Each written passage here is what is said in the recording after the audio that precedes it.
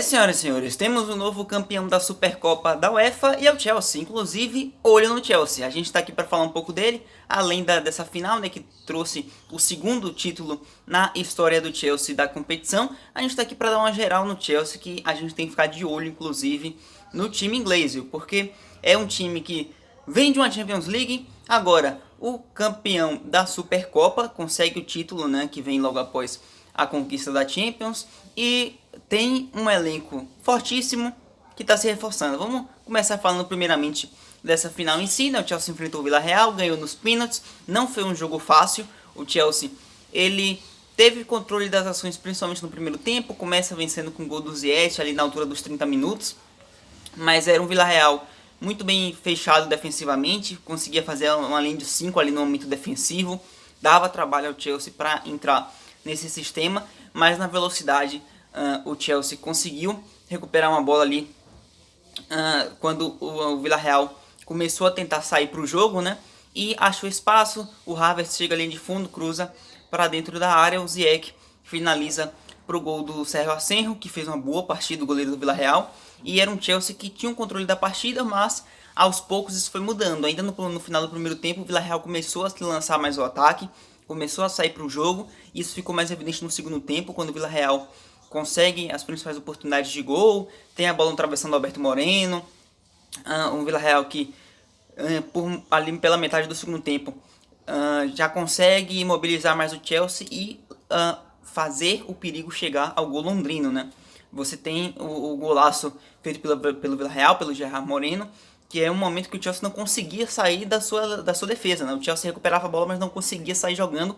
O Villarreal ampliando a pressão na saída de bola, recupera a bola, faz a tabela do Gerard Moreno com o Dia, e um belíssimo gol do Gerard Moreno, mas mostrava um Villarreal que foi buscar o resultado, foi buscar o equilíbrio do jogo, porque começa com o Chelsea dominando, o Villarreal entra na partida, vai aumentando isso ao decorrer do jogo e consegue um empate que acarretaria a chegada dos pênaltis. Você teve ali até chances para cada lado ainda no segundo tempo. Na prorrogação o Chelsea foi superior, o Villarreal ali mais querendo que o jogo terminasse, né, a prorrogação terminasse até por uma questão física.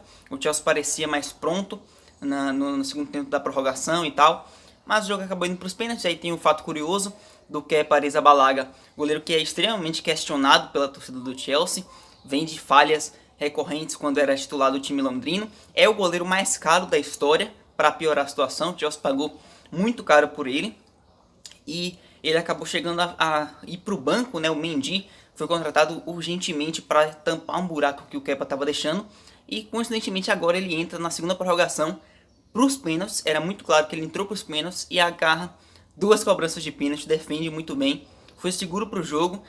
Isso dá uma confiança que talvez seja importante para o Kepa nesse momento, porque toda a situação ele foi extremamente criticado e tal, mas é um cara que sai da crítica do banco, goleiro, entra para ser herói e consegue cumprir a expectativa, defende dois pênaltis, Chelsea campeão, com a comemoração sendo redigida ali por um elenco forte do Chelsea, que no geral a gente tem que ficar muito de olho para esse time na Champions League. Por quê? Nós temos um Chelsea que, como eu já tinha dito, vem de um título de Champions League na última temporada, um time que apresentou um bom futebol, sempre, por mais que passasse por uma mudança de comando técnico no meio da temporada, no meio da última, o Lampard foi demitido e chega o Tuchel entra muito bem no time, funciona muito bem, dá a cara dele para a equipe e faz o Chelsea jogar um futebol com muito comprometimento tático, que para mim é a grande virtude desse Chelsea, um time que joga muito pro coletivo, muito compacto, faz uma linha de três zagueiros, geralmente joga com 3-4-3, um 3-4-1-2, só que se defende no momento com 5, né, no momento defensivo. Os alas costumam voltar bastante, e aí por vezes o Azpilicueta está pela ala direita, o Reece James, que não participou dessa primeira partida, você tem do outro lado Tio como opção, Marcos Alonso e tal, sempre num sistema que é muito comprometido taticamente. Isso atrapalha os sistemas ofensivos das outras equipes. O próprio City teve muita dificuldade na final da Champions, um Chelsea que fez um caminho difícil até chegar à final. Você tira o Real Madrid na semi, você ganha do City na final, que por mais que não tenha tradição alguma, era tido como favorito naquele momento, já tinha tirado o próprio PSG, o Manchester City. Então é um título grande, um título que o Chelsea surpreendeu, porque não se via com esse favoritismo, ainda mais quando você troca de técnico no meio da temporada, mas o Tuchel e o Chelsea foi um encaixe perfeito, um cara com boas ideias, com um time disposto a crescer, com um time bom, que tem boas opções. É interessante a gente perceber o quanto o Chelsea tem o mérito de... Eles não têm os melhores... Tem o Kanté que conta assim, talvez seja o único melhor da posição dele, que briga ao menos, porque tem a disputa com o Casemiro, com o Kimmich, mas a nível mundial, que eu tô querendo dizer, é nível top, o Chelsea posição por posição, talvez só tenha o Kanté que brigue por esse posto de melhor da posição. E o que faz esse time funcionar, a falta de grandes estrelas está ali, mas é um time muito bem treinado e que justamente esse fator coletivo tão bom faz um time que tem jogadores muito técnicos, de muito bom nível, mas que não são os melhores, funcionar tão bem, conseguir feitos tão grandes. Você tem o Kanté, o Jorginho teve uma boa participação nessa final também. O Kanté acabou saindo ainda no segundo tempo, o que eu não faria. Acho que isso atrapalhou um pouco, deu espaço para o Villarreal criar, porque o Kanté, a gente sabe o quanto ele cobre de espaço no campo. E aí você tem o próprio Ziyech, que acabou lesionado, você tem o Mason Mount, que fez uma belíssima temporada, o Pulisic sempre como uma boa opção, a defesa com o Thiago Silva, Rudiger na melhor temporada da vida. Então é um Chelsea muito bem equilibrado, que não conta com os melhores, mas conta com o melhor comprometimento, bem possivelmente. Talvez seja o time que, na tática, no funcionamento em equipe, talvez seja o que mais distrai o conjunto dos jogadores. Ali você tem o Bayern, o City, que talvez se equivalam nesse sentido, mas ainda assim o Chelsea, pelo menos na última temporada, foi superior.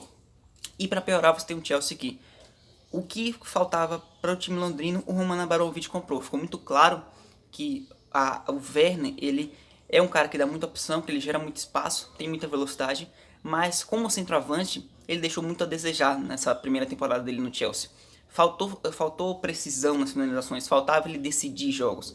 E o Chelsea vai e contrata, tá praticamente fechado, né? Só falta realmente o anúncio. O Lukaku, que vem da melhor temporada da vida dele, é um cara ambientado no quesito de Premier League, já teve passagem pelo Chelsea, teve passagem pelo United, pelo Everton, até pelo West Brom, se não me engano, passou anos da sua carreira na Premier League, inclusive no próprio Chelsea, e aí você traz o Lukaku por um valor exorbitante de 115 milhões de euros e é justamente o que mais se precisava, é a solução para o problema. Se o Chelsea precisava de um centroavante, traz o Lukaku, que hoje é top 5 da posição facilmente, e aí junto ao Kanté, ele vai ser o único que briga, não para ser o melhor. O Lukaku ainda não consegue, o Kanté tem mais essa posição à frente, mas o Lukaku tá ali, ele tá entre os grandes, ele tá entre os melhores, até pela temporada absurda que ele fez e pela capacidade que também tem de muita velocidade aliada à força física, de gerar espaço. Funcionou muito bem na Inter, trocando posições e fazendo jogadas com o Lautaro, com o conjunto técnico e tático da Inter de Milão. Eu acredito que ele vai dar muito certo com a camisa do Chelsea. O Tuchel, eu tenho a impressão de que vai fazer o Lukaku funcionar muito bem. É um cara, muita qualidade técnica, muita força física, velocidade e, sem dúvida, a pressão na finalização muito mais apurada. É o cara que chega para assumir a 9 do Chelsea e eleva ainda mais esse time que já vem de um conjunto tático que funciona muito bem.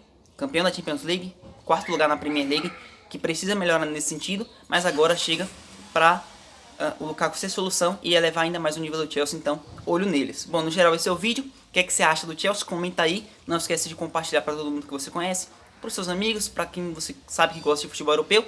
A temporada vai começar a partir dessa semana e tem os campeonatos nacionais começando, a maioria deles, né, a partir do dia 13 ali. Então fiquem de olho que vai ter muito vídeo por aqui sobre as principais competições da Europa e os principais clubes. Valeu, tchau, curte, comenta, compartilha. É nóis.